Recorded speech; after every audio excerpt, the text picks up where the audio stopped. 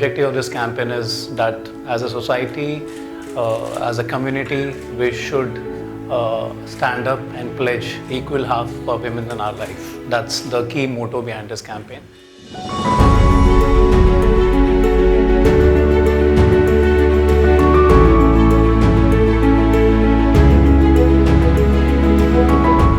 At a large level, our social conditioning, our cultural conditioning from a very young age limits our potential in terms of what we think of what is possible.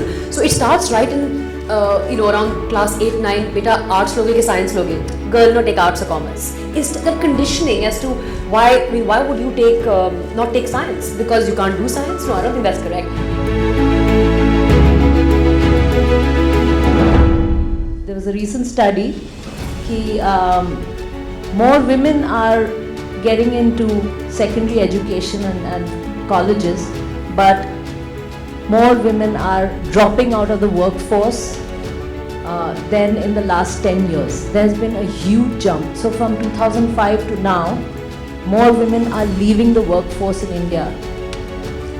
So about 49% of rural women were working in 2005, and the percentage is now around 36. The idea is to look at how we can create an equal society which is empowering for everybody.